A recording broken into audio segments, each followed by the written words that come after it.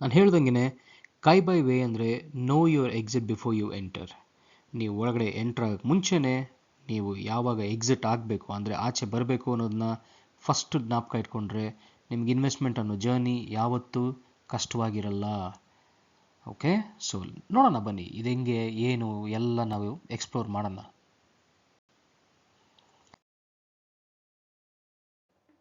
So ಸ್ನೇಹಿತರೆ, ನಾವು ಇವತ್ತಿನ ಮಾಡ್ಯೂಲ್ ನೋಡೋದಕ್ಕೆ ಮುಂಚೆ ಒಂದು ಚಿಕ್ಕ ರಿಕ್ವೆಸ್ಟ್ ಇದೆ ನಿಮ್ಮೆಲ್ಲರ ಹತ್ರನೂ. ನೀವು ಮೊದಲನೇ ಮಾಡ್ಯೂಲ್ ನೋಡಿಬಿಟ್ಟು ಆಮೇಲೆ ಈ ಮಾಡ್ಯೂಲ್ ನೋಡಿ, ಬಿಕಾಸ್ ಎರಡಕ್ಕೂ ಮಧ್ಯ ಒಂದು ಕನೆಕ್ಷನ್ ಇದೆ. ನೀವು ಅದನ್ನು ನೋಡದೆ ಇಲ್ಲಿಗೆ ಬಂದರೆ ಕೆಲವು ಸಲ ನಿಮಗೆ ಕೆಲವು ಫೈನಾನ್ಷಿಯಲ್ ಟರ್ಮ್ಸ್ ಆಗಲಿ ಅಥವಾ ಕೆಲವು ವಿಷಯಗಳೆಲ್ಲ ಅರ್ಥ ಆಗಲ್ಲ, ಆಯಿತಾ? ಸೊ ಇದು ಮಾತ್ರ ಅಲ್ಲ, ನೀವು ಯಾವುದೇ ಮಾಡ್ಯೂಲ್ ನೋಡೋದಾದ್ರೂ ನಂಬರ್ 1, 2, 3 ಆ ಥರ ಬನ್ನಿ. ಓಕೆ, ಆರ್ಡರ್ ಬನ್ನಿ ದಯವಿಟ್ಟು. Okay, excellent. ಸೊ ನಾವು ಈ ಸತಿ ಈ ನಮ್ಮ ಎರಡನೇ ಮಾಡ್ಯೂಲ್ ನೋಡೋದಕ್ಕೆ ಮುಂಚೆ ಲಾಸ್ಟ್ ಮಾಡ್ಯೂಲಲ್ಲಿ ಏನಾಯಿತು ಅನ್ನೋದನ್ನ ಒಂದು ಕ್ವಿಕ್ ರೀಕ್ಯಾಪ್ ನೋಡ್ಬಿಡೋಣ ಬನ್ನಿ. ಓಕೆ, ಸೊ ನಾವು ಲಾಸ್ಟ್ ಟೈಮ್ ಏನು ನೋಡಿದ್ವಿ, ಮಿಸ್ಟರ್ ರಾಧಾಕಿಶನ್ ದಮಾನಿ ಅವರು ಮತ್ತು ಅವರ ಇನ್ವೆಸ್ಟಿಂಗ್ ಪ್ರಿನ್ಸಿಪಲ್ಸ್ ಬಗ್ಗೆ ನೋಡಿದ್ವಿ. ಅವರು ಯಾವ ಥರ ಒಂದು ಕ್ವಾಲಿಟಿ ಕಂಪನೀಸ್ನ ಸರ್ಚ್ ಮಾಡಿ ಲಾಂಗ್ ಟರ್ಮ್ಗೆ ಇನ್ವೆಸ್ಟ್ ಮಾಡಿ ಇಟ್ಕೋಬೇಕು ಅಂತ ಅವ್ರ ಪ್ರಿನ್ಸಿಪಲ್ ಬಗ್ಗೆ ನಾವು ನೋಡಿದ್ವಿ. ಆಮೇಲೆ ನಿಮಗೆ ಗೊತ್ತಿಲ್ಲ ಅಂದರೆ ಇನ್ವೆಸ್ಟ್ ಮಾಡಬಾರ್ದು ಅನ್ನೋ to not gamble with money ಅನ್ನೋ ಒಂದು ಪಾಲಿಸಿ ಅವ್ರದ್ದಿತ್ತು. ಆಮೇಲೆ try not to miss an opportunity. ಒಂದು ಆಪರ್ಚುನಿಟಿ ಸಿಕ್ತು ಅಂದರೆ ಅದನ್ನು ನಾವು ಯಾವತ್ತಿದ್ರೂ ಕೈ ಬಿಡಬಾರ್ದು, ಅದನ್ನು ನಾವು ಬಿಟ್ಕೊಡ್ಬಾರ್ದು ಅಷ್ಟು ಈಸಿಯಾಗಿ. ಅದಲ್ಲದೆ ಡೈವರ್ಸಿಫೈ ಅಂದರೆ ಒಂದೇ ಸೋರ್ಸ್ ಆಫ್ ಇನ್ಕಮ್ ಮೇಲೆ ಡಿಪೆಂಡ್ ಮಾಡಬೇಡಿ, ಆದಷ್ಟು 2-3 ಸೋರ್ಸ್ ಆಫ್ ಇನ್ಕಮ್ ಮೇಲೆ ನೀವು ಗಮನನ ಸಲ್ಲಿಸಬೇಕು. Next, think long term. ದೂರದೃಷ್ಟಿಯಿಂದ ಯಾವತ್ತೇ ಇದ್ರೂ ನಮ್ಮ ಮಾಡಿರೋ ಇನ್ವೆಸ್ಟ್ಮೆಂಟ್ಗಳೆಲ್ಲ ಇವತ್ತು ದುಡ್ಡಾಗದೆ ನಾಳೆನೇ ದುಡ್ಡು ಸಾಕಾರ ಆಗಬೇಕು ಅಂತ ನೋಡಬೇಡಿ. B patient, think long term. Okay, excellent. Next,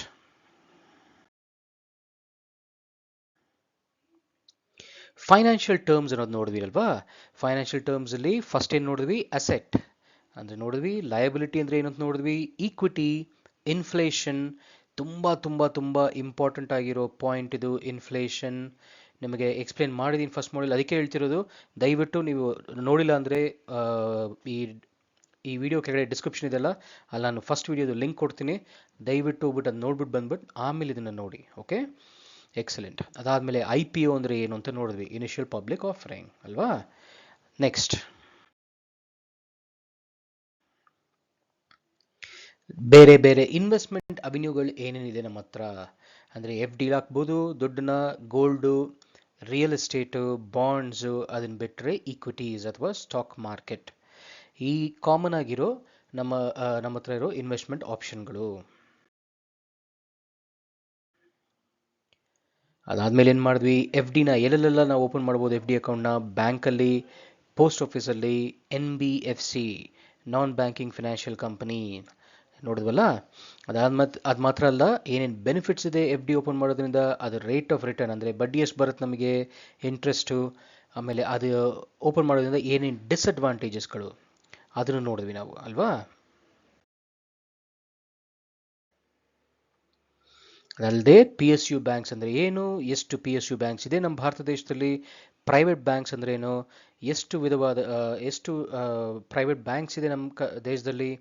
ಅದಲ್ಲದೆ NBFC ಹತ್ತತ್ರ 9,000 ಮೇಲಿದೆ, ಜ್ಞಾಪಕ ಇದೆಯಾ? ಸೊ ದಯವಿಟ್ಟು ಮತ್ತೆ ಹೇಳ್ತಾ ಇದ್ದೀನಿ, ಮಾಡ್ಯೂಲ್ 1 ನೋಡಿಲ್ಲ ಅಂದರೆ ಅದನ್ನು ನೋಡಿಬಿಟ್ಟು ಆಮೇಲೆ ಕಂಟಿನ್ಯೂ ಮಾಡಿ. Okay, brilliant. ಸೊ ನಿಮಗೇನಾದರೂ ಕ್ವೆಶನ್ಗಳಿದ್ದರೆ ನಮ್ಮ ಪ್ರೀವಿಯಸ್ ಮಾಡ್ಯೂಲಲ್ಲಿ, ದಯವಿಟ್ಟು ಅಲ್ಲಿರೋ ಕಮೆಂಟ್ ಬಾಕ್ಸಲ್ಲಿ ಕಮೆಂಟ್ ಮಾಡಿ, ನಾನು ಆದಷ್ಟು ಬೇಗ ನಿಮಗೆ ಆನ್ಸರ್ನ ರಿಪ್ಲೈ ಮಾಡೋಕ್ಕೆ ಟ್ರೈ ಮಾಡ್ತೀನಿ. ಅದೇ ಥರ ಈ ಮಾಡ್ಯೂಲು ಅಷ್ಟೇ, ಏನಾದರೂ ಕ್ವೆಶನ್ಗಳಿದ್ದರೆ ದಯವಿಟ್ಟು ಕಮೆಂಟ್ ಬಾಕ್ಸಲ್ಲಿ ಕಮೆಂಟ್ ಮಾಡಿ, ನಾನು ಆದಷ್ಟು ಬೇಗ ನಿಮಗೆ ಅದಕ್ಕೆ ರಿಪ್ಲೈ ಮಾಡೋಕ್ಕೆ ಟ್ರೈ ಮಾಡ್ತೀನಿ. Okay, thank you.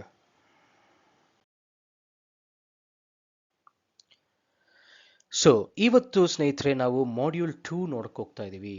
ಅದರಲ್ಲಿ ನಾವು ನೋಡೋಕ್ಕೆ ಮುಂಚೆ, ಪ್ರೊಸೀಡ್ ಮಾಡೋಕ್ಕೆ ಮುಂಚೆ, ಕೋರ್ ಸಬ್ಜೆಕ್ಟಲ್ಲಿ ಯೂಶಲಿ ಏನು ಮಾಡ್ತೀವಿ, ಐಕಾನಿಕ್ ಇನ್ವೆಸ್ಟರ್ಸ್ ನಪ್ಕ ಇದೆಯಾ, ಯಾರ ಬ್ಯಾಕ್ಗ್ರೌಂಡು ಇಲ್ಲದೆ ಅವರಾಗೆ ಸ್ವಂತವಾಗಿ ಹೆಂಗೆ ಅವ್ರ ಲೈಫಲ್ಲಿ ಬಂದಿದ್ದಾರೆ ಅನ್ನೋ ಒಂದೊಂದು ವ್ಯಕ್ತಿನ ಲೈಫ್ ಸ್ಟೋರಿನ ನೋಡಿದೀವಲ್ಲ last time, mister Radhakishan Damani.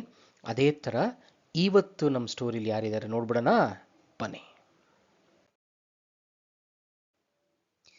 ಇವರು arguably one of the greatest investor of all time. ನಮ್ಮ ದೇಶದಲ್ಲೇ one of the greatest investor ಅಂತ ಇವ್ರನ್ನ ಕರೀತಾರೆ.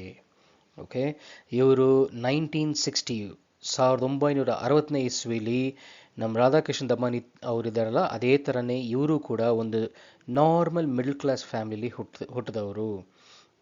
ಅವ್ರ ತಂದೆ ಒಂದು income tax officer who was also interested in stock market.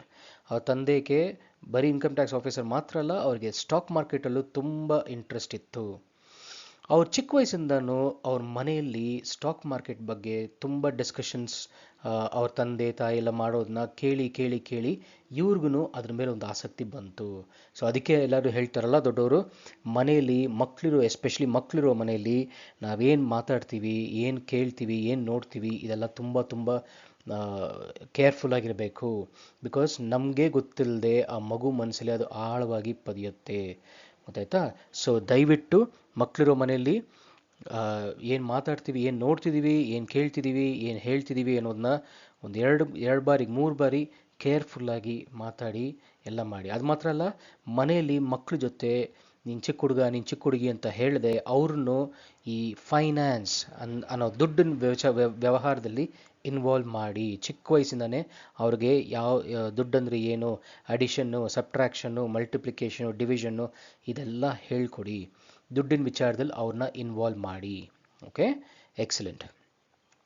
So ನಮ್ಮ ಈ ವ್ಯಕ್ತಿ ಇದೀವಲ್ಲ, ನಾವು ಮಾತಾಡ್ತಿದ್ದೀವಲ್ಲ ಇವತ್ತು, ಅವರ ತಂದೆ ಅವ್ರು ಹೇಳಿದ ಒಂದೇ ಒಂದು ವಿಷಯನೇ, ನೀನು ಸ್ಟಾಕ್ ಮಾರ್ಕೆಟ್ ಬರಬೇಕಂದ್ರೆ ಫಸ್ಟು ಒಂದು ಎಜುಕೇಷನ್, ಒಂದು ಡಿಗ್ರಿ ಮುಗಿಸ್ಕೋಬೇಕು, ಅದಾದಮೇಲೆ ನೀನು ಸ್ಟಾಕ್ ಮಾರ್ಕೆಟ್ ಬರ್ಬೋದು ಅಂತ ಒಂದು ಕಂಡೀಷನ್ ಹಾಕ್ತಾರೆ.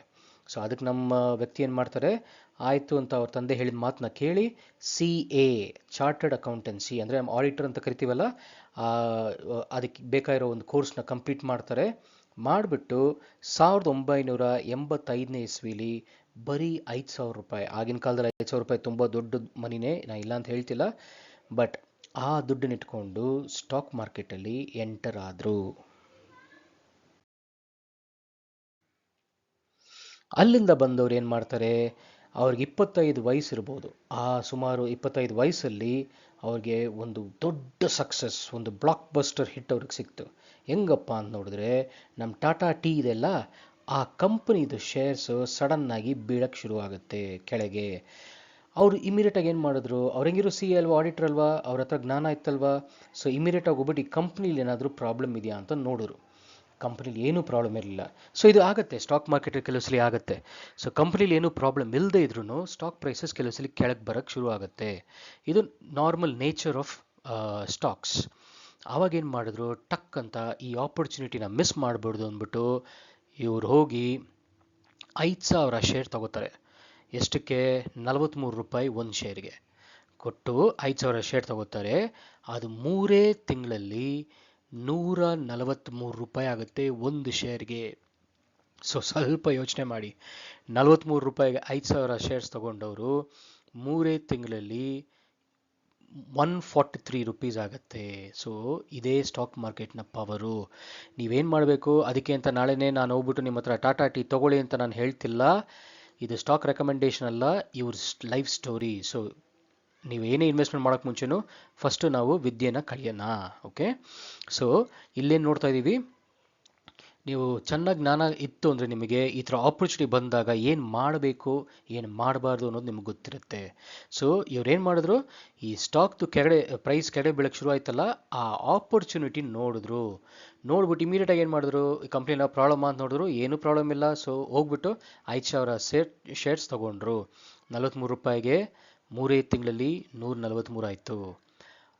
ಈ ಒಂದು ಕಾನ್ಫಿಡೆನ್ಸ್ ಇದೆಲ್ಲ ಅವ್ರಿಗೆ ಸಿಕ್ಕಿದ್ದು ಆಲ್ಮೋಸ್ಟ್ 5 lakh rupees ಮಾಡಿದ್ರು ಪ್ರಾಫಿಟ್. ಗೊತ್ತಾಯ್ತಾ? ಅವ್ರಿಗೆ ಸಿಕ್ಕಿದ ಲಾಭ ಆಲ್ಮೋಸ್ಟ್ 5 ಲಕ್ಷ ರೂಪಾಯಿ ಹತ್ತತ್ರ ಸಿಕ್ತು. ಯಾವಾಗ? 1986ಅಲ್ಲಿ. ಆವಾಗ 5 ಲಕ್ಷ ಅನ್ನೋದು ತುಂಬ ತುಂಬ ತುಂಬ ದೊಡ್ಡ ದುಡ್ಡು. ಓಕೆ, ಸೊ 5 ಲಕ್ಷ ರೂಪಾಯಿ ಮಾಡಿದವ್ರಿಗೆ ಅದು ಮಾತ್ರ ಅಲ್ಲ, ಅವ್ರಿಗಿರೋ ಒಂದು ಅವ್ರ ನಾಲೆಜ್ ಮೇಲೆ ಅವ್ರಿಗೆ ತುಂಬ ಕಾನ್ಫಿಡೆನ್ಸ್ ಬಿಲ್ಡ್ ಆಯಿತು. ಓಕೆ, ಸೊ ಅಲ್ಲಿಂದ ಏನು ಮಾಡಿದ್ರು ನೋಡೋಣ ಬನ್ನಿ.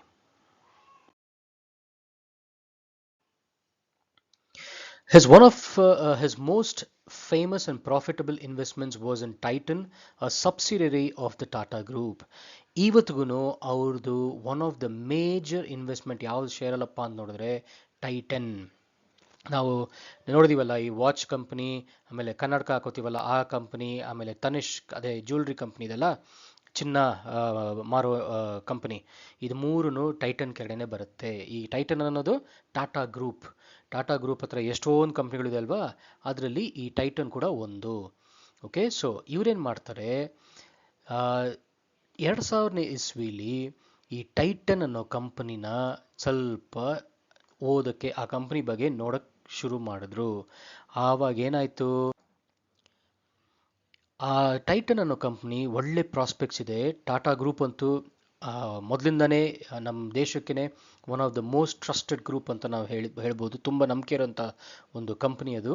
ಸೊ ಆ ಕಂಪ್ನಿಯಿಂದ ಬರ್ತಿರೋ ಟೈಟನ್ನ ಇವರು ವಾಚ್ ಮಾಡೋಕ್ಕೆ ಶುರು ಮಾಡಿದ್ಮೇಲೆ ಈ ಕಂಪ್ನಿ ಚೆನ್ನಾಗಿ ಗ್ರೋ ಆಗುತ್ತೆ ಅಂತ ಗೆಸ್ ಮಾತ್ರ ಅಲ್ಲ, ಆ ಕಂಪ್ನಿದು ಎಲ್ಲ ಇನ್ಫಾರ್ಮೇಷನ್ ತಿಳ್ಕೊಂಡು ಇವರೇನು ಮಾಡ್ತಾರೆ, ಆ ಟೈಟನಲ್ಲಿ ಒಳ್ಳೆ ಅಮೌಂಟ್ಗೆ ಇನ್ವೆಸ್ಟ್ ಮಾಡ್ತಾರೆ, ಶೇರ್ಸ್ನ ತಗೋತಾರೆ. ಆ ಒಂದು ಮಾಡಿದ ಆಪರ್ಚುನಿಟಿ ಇವತ್ತಿಗೂ he is one of the largest, one of the very good stake holder in tighten. ಇವತ್ತಿಗೂ ಅವ್ರಿಗೆ ಟೈಟನಲ್ಲಿ ತುಂಬ ಒಳ್ಳೆ ಅವ್ರ ವೆಲ್ತ್ ಇನ್ಕ್ರೀಸ್ ಆಗೋದಕ್ಕೆ ಈ ಕಂಪ್ನಿ ಶೇರ್ಸು ಹೆಲ್ಪ್ ಮಾಡ್ತು.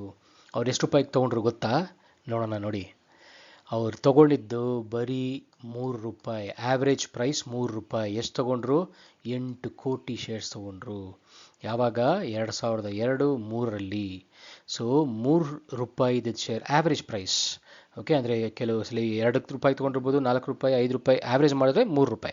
ಸೊ ಆ ರೇಟಿಗೆ ತೊಗೊಂಡಿದ್ದು 8 ಕೋಟಿ ಶೇರ್ ತೊಗೊಂಡ್ರು. ಅಂದರೆ ಹತ್ತತ್ರ 24 ಕೋಟಿ ಖರ್ಚು ಮಾಡಿ ಈ ಟೈಟನ್ ಅನ್ನೋ ಒಂದು ಕಂಪ್ನಿದ ಆ ಶೇರ್ಸ್ನ ತೊಗೊಂಡ್ರು.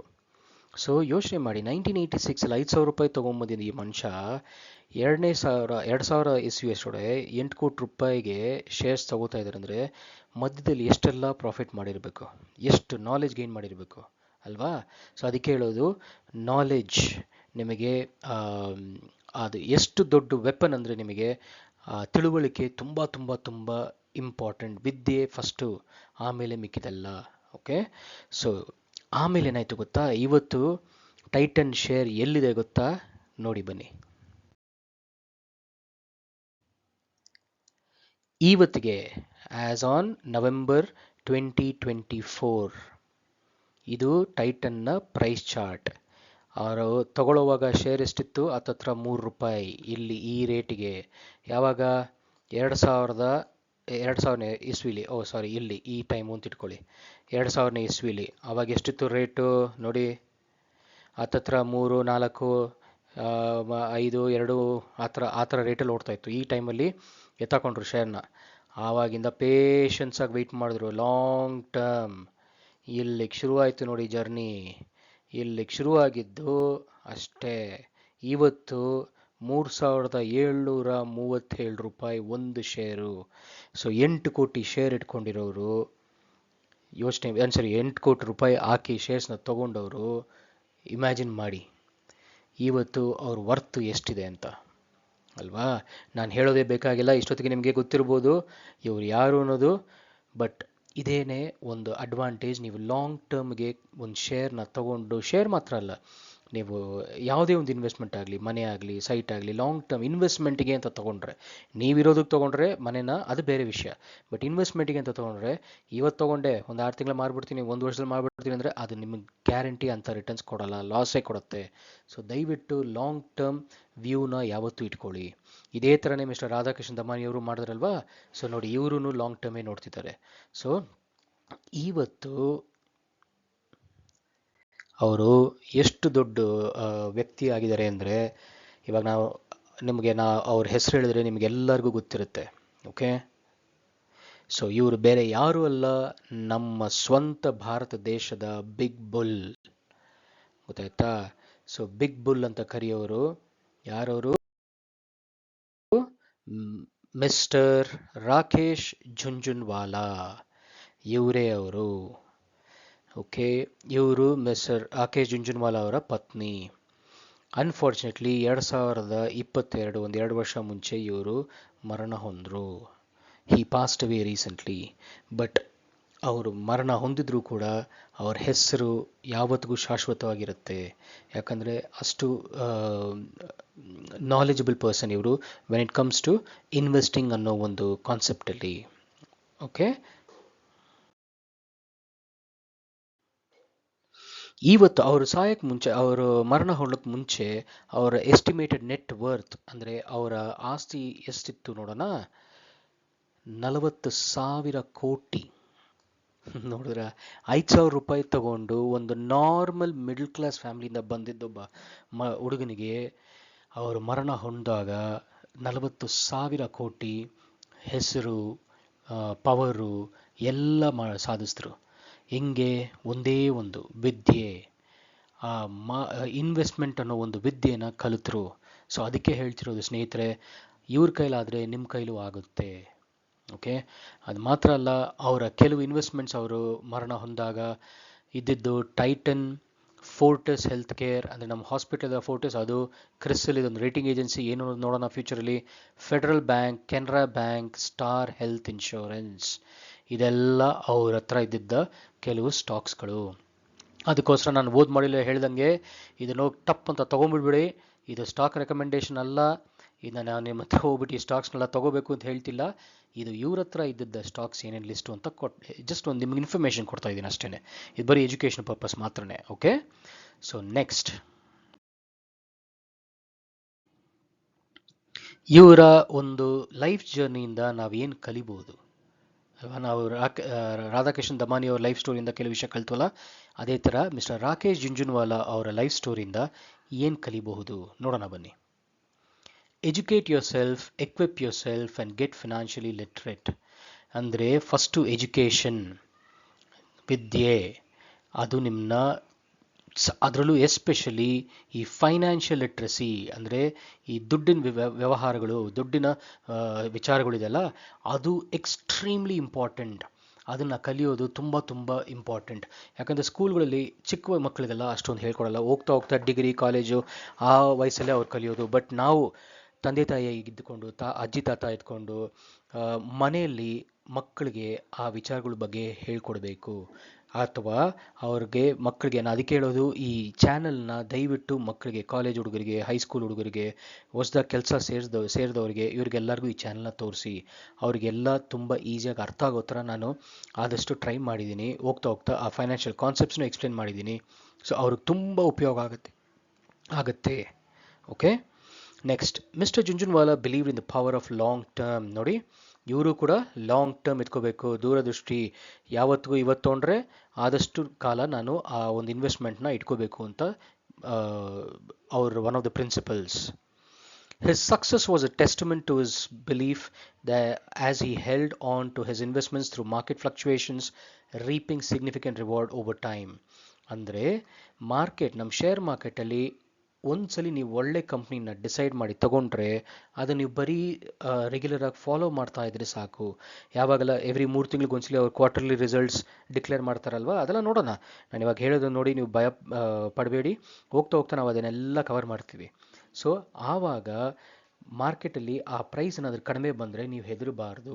ಇನ್ಫ್ಯಾಕ್ಟ್ ನೀವು ಇನ್ನೂ ಸ್ವಲ್ಪ ಆ್ಯಡ್ ಮಾಡ್ಕೋಬೇಕು ಆ ಕಂಪ್ನಿ ಶೇರ್ಸು, ಪ್ರೊವೈಡೆಡ್ ಕಂಪ್ನಿಲಿ ಏನು ಪ್ರಾಬ್ಲಮ್ ಇಲ್ಲ ಅಂದರೆ.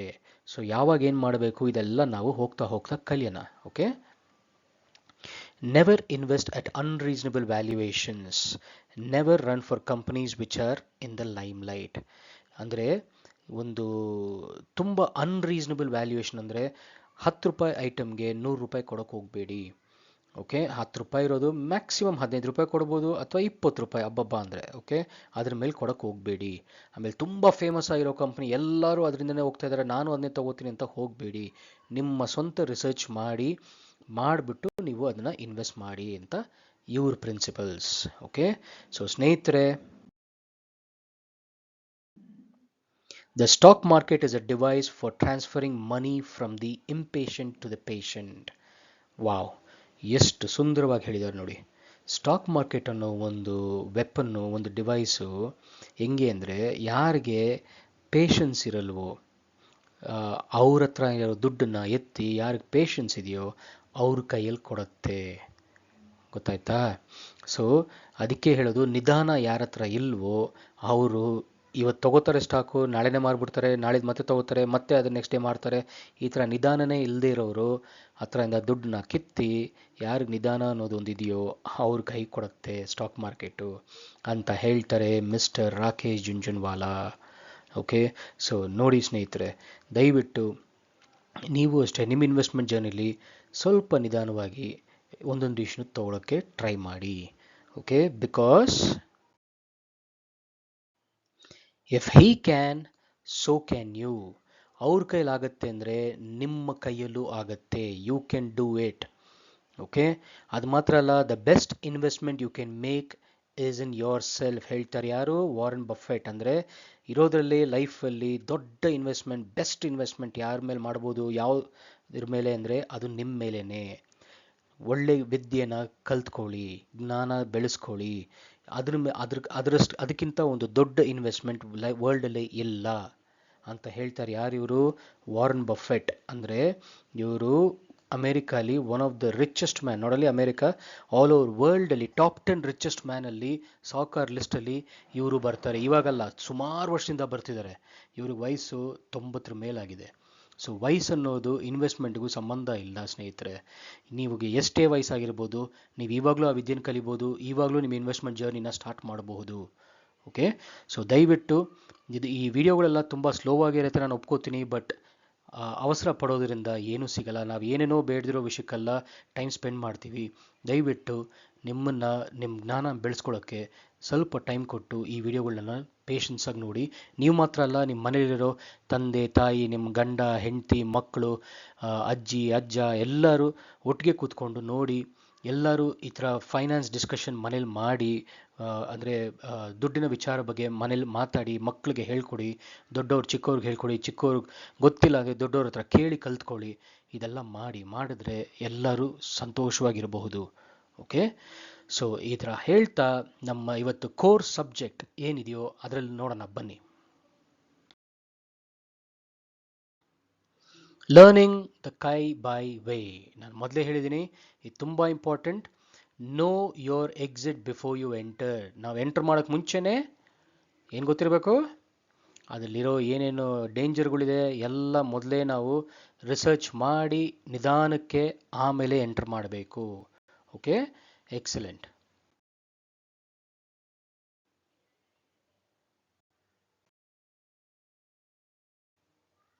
ಸೊ ಇವತ್ತು ನಾವು ಓದ್ಸಲಿ ಮಾಡ್ದಂಗೆ ಕೆಲವು ಫೈನಾನ್ಷಿಯಲ್ ಟರ್ಮ್ಸ್ನ ಕಲಿಯೋಣ ಬನ್ನಿ. ಇವತ್ತಿರೋ ಫೈನಾನ್ಷಿಯಲ್ ಟರ್ಮ್ ಫಸ್ಟ್ ಯಾವ್ದು ಗೊತ್ತಾ? ಕಮಾಡಿಟಿ. ಕಮಾಡಿಟಿ ಅಂದರೆ ಏನು? Commodity is a basic good or raw material that people buy and sell typically in large quantities. Okay, ಅಂದರೆ ಕಮಾಡಿಟಿ ಅಂದರೆ ನಮ್ಮ ಅಕ್ಕಿ, ಬೇಳೆ, ಚಿನ್ನ, ಆಯಿಲು, ಕಾಪರು, ಇದೆಲ್ಲ ಕಮಾಡಿಟಿ ಅಂತ ಕರೀತಾರೆ. ಅದನ್ನು ಯಾವ ದೇಶದಲ್ಲಿ ಬೇಕಾದ್ರೂ ಪ್ರೊಡ್ಯೂಸ್ ಮಾಡಲಿ. ಇವಾಗ ಅಮೇರಿಕಲ್ಲಿ ನಿಮಗೆ ಆಯಿಲ್ ತಯಾರಿಸ್ಬೋದು, ಅಥವಾ ಇರಾಕು ಅಥವಾ ದುಬೈ ಇಂಥ ಕಡೆ ಆಯಿಲ್ ಬರ್ಬೋದು, ರಷ್ಯಾದಿಂದ ಬರ್ಬೋದು. ಅದು ಮ್ಯಾಟ್ರ್ ಅಲ್ಲ. ಮ್ಯಾಟ್ರ್ ಏನಂದರೆ ಕಮಾಡಿಟಿ ಅನ್ನೋದು ಆಯಿಲ್ಗೆ ಅಂತ ಒಂದು ವ್ಯಾಲ್ಯೂ ಇದೆ ಅಲ್ವಾ? ಅದೇ ಥರ ಚಿನ್ನಾಗೆ ಯಾರು ಬೇಕಾದ್ರೂ ತಯಾರಿಸ್ಬೋದು. ಆಫ್ರಿಕನ್ ಕಂಟ್ರೀಸಿಂದ ಬರ್ಬೋದು, ಇಂಡಿಯಾದಿಂದ ಬರ್ಬೋದು, ರಷ್ಯಾದಿಂದ, ಜರ್ಮನಿಯಿಂದ, ಎಲ್ಲಿಂದ ಬೇಕಾದ್ರೂ ಬರ್ಬೋದು. ಆದರೆ ಅದಕ್ಕೆ ಅಂತ ಒಂದು ವ್ಯಾಲ್ಯೂ ಇದೆ ಚಿನ್ನಾಗೆ. ಅದೇ ಥರ ಅಕ್ಕಿಗೆ, ಕಾಪರ್ಗೆ. ಸೊ ಇದೆಲ್ಲನೂ ಯಾರು ತಯಾರಿಸ್ತಾರೆ, ಎಲ್ಲಿಂದ ಬರುತ್ತೆ, ಅದೆಲ್ಲ ಮುಖ್ಯವಲ್ಲ. ಈ ಒಂದೊಂದು ಐಟಮ್ಗೂ ತನ್ನದೇ ಆದ ಒಂದು ವ್ಯಾಲ್ಯೂ ಇರುತ್ತೆ. ಅದೆಸರೇ ಕಮಾಡಿಟಿ. Okay, excellent. ಇವಾಗ ಫಾರ್ ಎಕ್ಸಾಂಪಲ್ ಗೋಲ್ಡ್ ಬಂದ್ಬಿಟ್ಟು ನಾವು ಜ್ಯುವೆಲ್ರಿ ಯೂಸ್ ಮಾಡ್ತೀವಿ. ನೀವು ಚಿನ್ನನ ಇಂಡಿಯಾದಲ್ಲಿ ತಗೋತಿರೋ, ಅಮೇರಿಕಾದಲ್ಲಿ ತಗೋತಿರೋ ಒಂದೇ ಟೈಪ್ ಆಗೇ ಇರುತ್ತೆ. ಗೋಲ್ಡ್ ಅಂದರೆ ಗೋಲ್ಡೆ.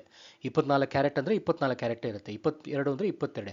ಸೊ ಅದಕ್ಕೆ ಅಂತ 22 ಕ್ಯಾರೆಟ್ಗೆ ಏನು ವ್ಯಾಲ್ಯೂ ಇರುತ್ತೋ, ಮೇ ಬಿ ಕೆಲವು ಡಿಫ್ರೆನ್ಸ್, ದುಡ್ಡು ಅಲ್ಲಿಗೂ ಸ್ವಲ್ಪ ವ್ಯತ್ಯಾಸ ಬರ್ಬೋದು. ಬಟ್ ಅದರ್ವೈಸ್ ಅದಕ್ಕೆ ತನ್ನದೇ ಆಗಿರೋ ಒಂದು ವ್ಯಾಲ್ಯೂ ಇರುತ್ತೆ.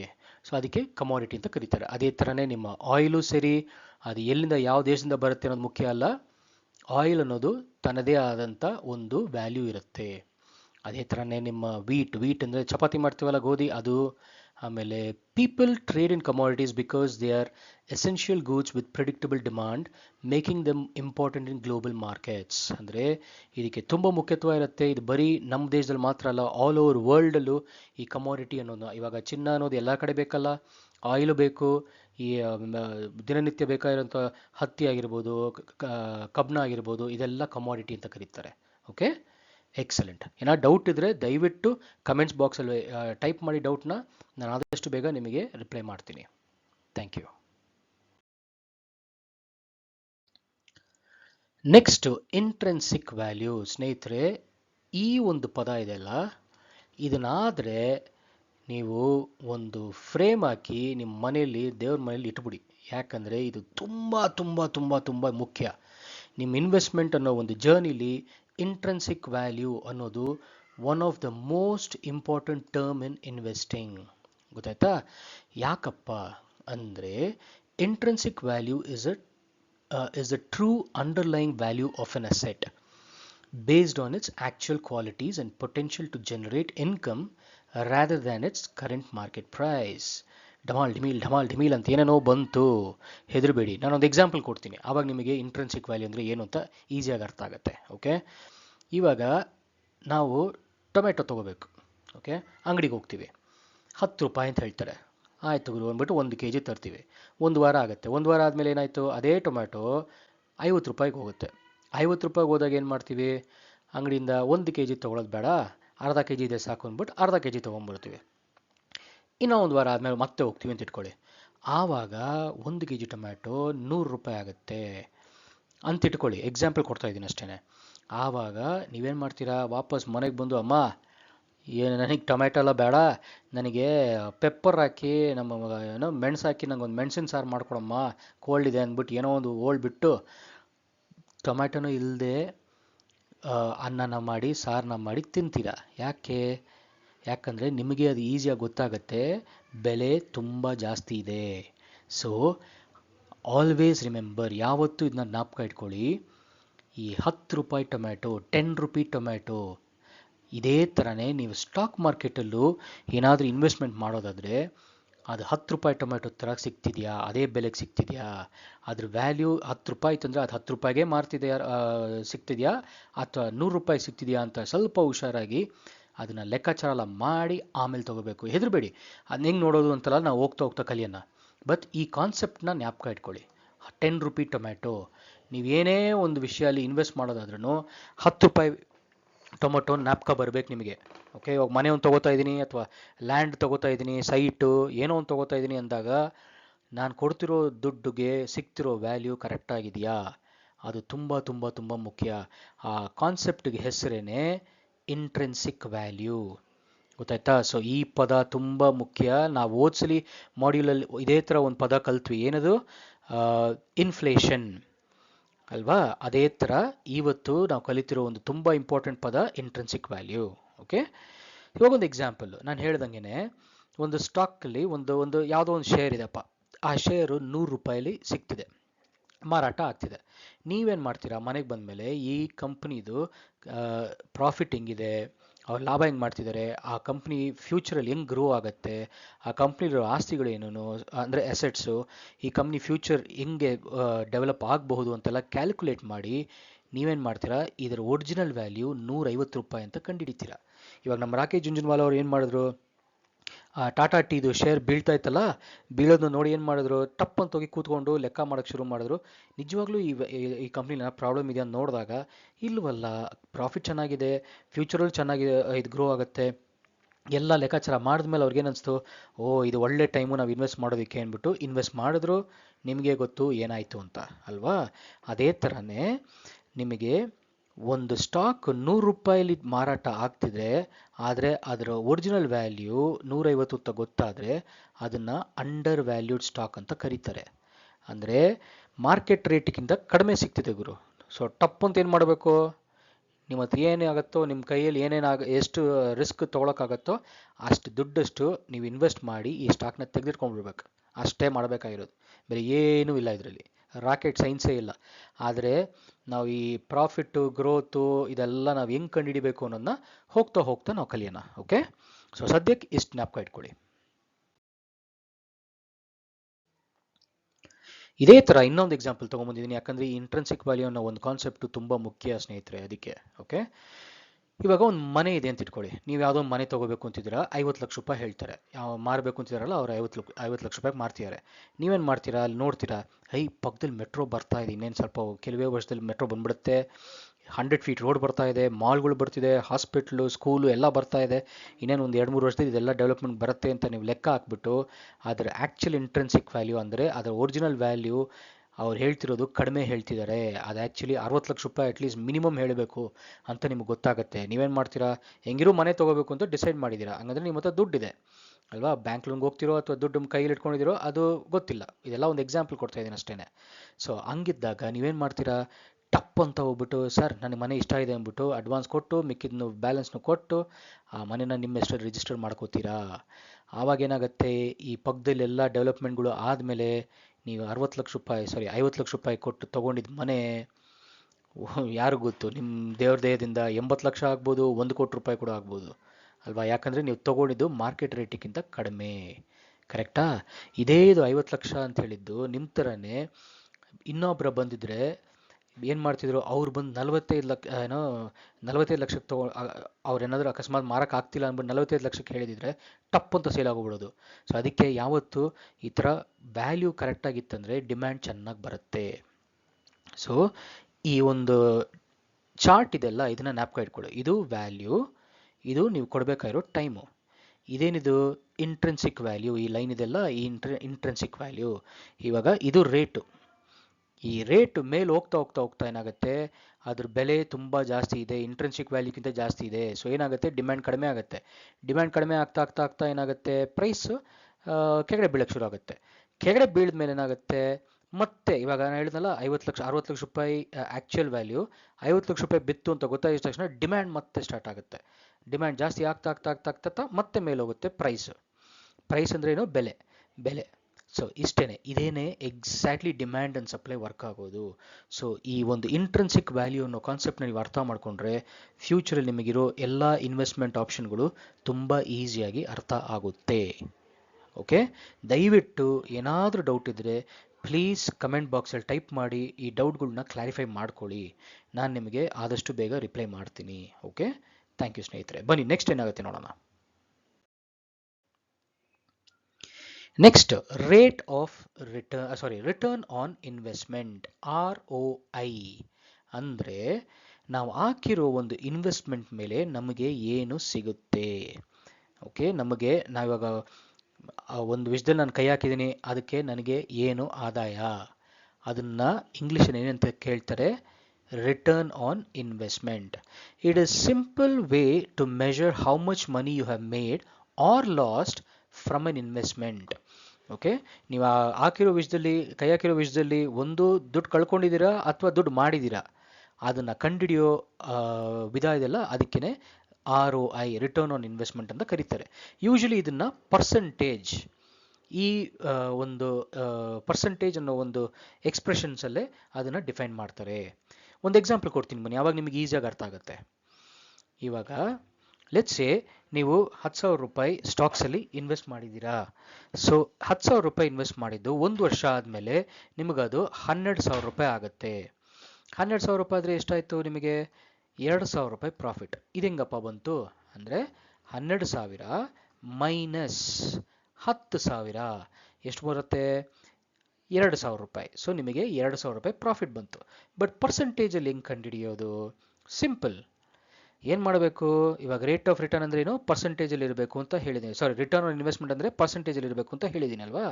ಸೊ ನಿಮಗೆ ಸಿಕ್ಕಿರೋ ಲಾಭ 2,000, ಅದನ್ನು ನೀವು ಡಿವೈಡ್ ಮಾಡಬೇಕಾರೋದು ಯಾವುದರಿಂದ, ನೀವು ಹಾಕಿದ್ದ ಅಸಲು 10,000 ಇಂದ ಡಿವೈಡ್ ಮಾಡಬೇಕು, ಇಂಟು 100 ಅಷ್ಟೇ. ಈ ಇಂಟು 100 ಮಾಡಿದ್ರೆ ನಿಮಗೆ ಈ ಪರ್ಸೆಂಟೇಜ್ ಸಿಗುತ್ತೆ, ಗೊತ್ತಾಯ್ತಾ.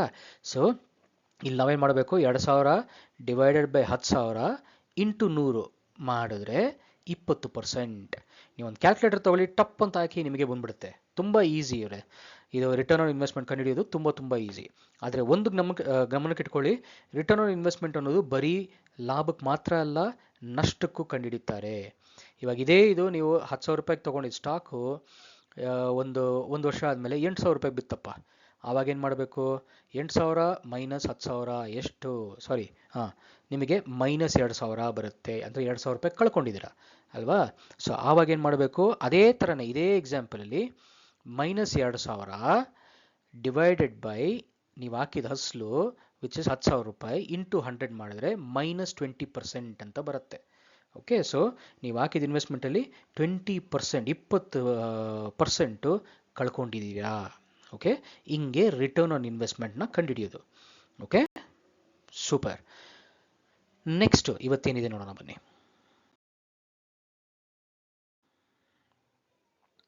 Rule of 72. ಇದು ಸಖತ್ ಇಂಟ್ರೆಸ್ಟಿಂಗ್ ಆಗಿರೋ ಒಂದು ಸಬ್ಜೆಕ್ಟು ಸ್ನೇಹಿತರೆ. ಯಾಕೆ ಗೊತ್ತಾ? ಈ ರೂಲ್ ಆಫ್ 72 ಅನ್ನೋದು ನನ್ನ ದುಡ್ಡು ಎಷ್ಟು ಟೈಮ್ ತೊಗೊಳುತ್ತೆ ಡಬಲ್ ಆಗೋದಕ್ಕೆ. ಇವಾಗ 1,00,000 ರೂಪಾಯಿ ಹಾಕ್ದೆ ಗುರು, ಅದು ಎಫ್ ಡಿನೋ, ಸೈಟೋ, ಸ್ಟಾಕೋ, ಎಲ್ಲೋಗೋ, ಚಿನ್ನನೋ ಏನೋ ಒಂದಲ್ಲಿ ಹಾಕ್ದೆ, ಅದು ಡಬಲ್ ಆಗೋದಕ್ಕೆ 1,00,000 ಹಾಕಿದ್ದು 2,00,000 ಹಾಕೋಕ್ಕೆ ಎಷ್ಟು ದಿವಸ ಬೇಕು, ಅಥವಾ ಎಷ್ಟು ವರ್ಷ ಬೇಕು, ಅಥವಾ ಎಷ್ಟು ತಿಂಗಳು ಬೇಕು, ಅದನ್ನ ಕಂಡುಹಿಡಿಯೋದೇನೆ ಈ ರೂಲ್ ಆಫ್ 72 ಅಂತ ಕರೀತಾರೆ.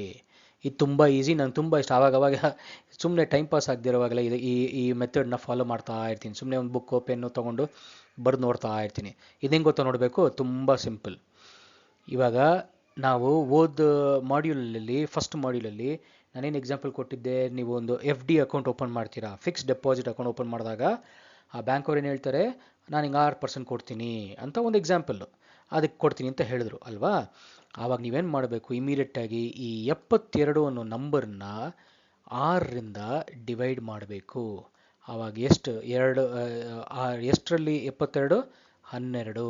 ಅಂದರೆ ನಿಮ್ಮ ದುಡ್ಡು 12 ವರ್ಷ ಆಗುತ್ತೆ ಡಬಲ್ ಆಗೋದಕ್ಕೆ. ನೀವು 1,00,000 ಹಾಕಿದ್ರೆ ಅದು 2,00,000 ಆಗಬೇಕಂದ್ರೆ 12 ವರ್ಷ ಬೇಕು. ಯಾವ ಇಂಟ್ರೆಸ್ಟಲ್ಲಿ? ಎಷ್ಟು ಬಡ್ಡಿಲಿ? 6% ಬಡ್ಡಿಲಿ.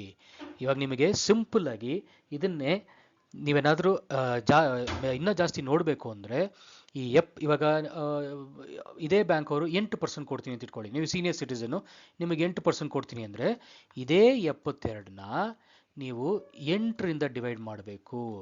ಆವಾಗ ಎಷ್ಟು ಸಿಗುತ್ತೆ? 9.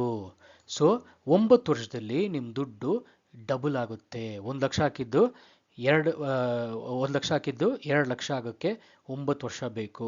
ಸೊ ನೀವು ಡಿಸೈಡ್ ಮಾಡ್ಬೋದು, ಎಫ್ ಡಿ ನಿಮಗೆ ಕರೆಕ್ಟ್ ಆಗಿದೆಯಾ, ಇಲ್ಲ ನಾನು ಬೇರೆ ಯಾವುದಾದ್ರು ಚಿನ್ನಲ್ಲಿ ಹಾಕ್ತೀನಿ, ಅಥವಾ ಮ್ಯೂಚುವಲ್ ಫಂಡಲ್ಲಿ ಹಾಕ್ತೀನಿ, ಅಥವಾ ಸ್ಟಾಕಲ್ಲಿ ಹಾಕ್ತೀನಿ, ಅಥವಾ ಯಾರೋ ನಿಮಗೆ ಹೇಳ್ತಾರೆ ನಾನು ನಿಮಗೆ 15% ಕೊಡ್ತೀನಿ ಅಂದರೆ ಆ ಥರ ಹೋಗ್ಬಿಡ್ಬೇಡಿ. ನಾನು ಸುಮ್ಮನೆ ಎಕ್ಸಾಂಪಲ್ ಹೇಳ್ತಾ ಇದ್ದೀನಿ. ಇನ್ನೊಂದು ಇನ್ವೆಸ್ಟ್ಮೆಂಟಲ್ಲಿ ನಿಮಗೆ 15% ಬರ್ತಿದೆ, ಅಥವಾ 20% ಬರ್ತೀನಿ ಅಂತ ನೀವು ಹೋಮ್ವರ್ಕೆಲ್ಲ ಮಾಡಿ ಖಂಡಿತ ಬರುತ್ತೆ ಅಂತ ನಿಮಗೆ ಒಂದು ಕಾನ್ಫಿಡೆನ್ಸ್ ಬಂತು ಅಂದಮೇಲೆ, ಇವಾಗ 20% ಎಲ್ಲೋ ಬರುತ್ತೆ, ಅಥವಾ ಬೇಡ 15% ಅಂತಲೇ ಇಟ್ಕೊಳ್ಳೋಣ, 15% ಬರುತ್ತೆ ಅಂತ ನೀವು ಲೆಕ್ಕ ಕಂಡುಹಿಡಿದ್ಬಿಟ್ರಿ. ಸೊ ಆವಾಗೇನು ಮಾಡಬೇಕು? ಎಷ್ಟು ವರ್ಷ ಆಗುತ್ತೆ ನನ್ನ ದುಡ್ಡು ಡಬಲ್ ಆಗೋದಕ್ಕೆ?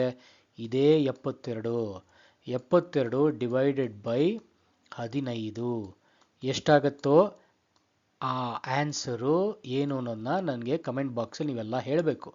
ಓಕೆ, ಅಷ್ಟು ವರ್ಷದಲ್ಲಿ ನಿಮ್ಮ ದುಡ್ಡು ಡಬಲ್ ಆಗುತ್ತೆ. ಗೊತ್ತಾಯ್ತಾ? ಸೊ ಇದು ಆವಾಗ ನಿಮ್ಮ ಟೈಮ್ ಪಾಸ್ ಯಾವಾಗೆಲ್ಲ ಟೈಮ್ ಪಾಸ್ ಆಗ್ತಿಲ್ವೋ, ಸುಮ್ಮನೆ 15% ಅಂದರೆ ಎಷ್ಟು ವರ್ಷ ಆಗುತ್ತೆ, 20% ಅಂದರೆ ಎಷ್ಟಾಗುತ್ತೆ ಅಂತ ಸುಮ್ಮನೆ ಆಟ ಆಡ್ತಾ ಇರಿ.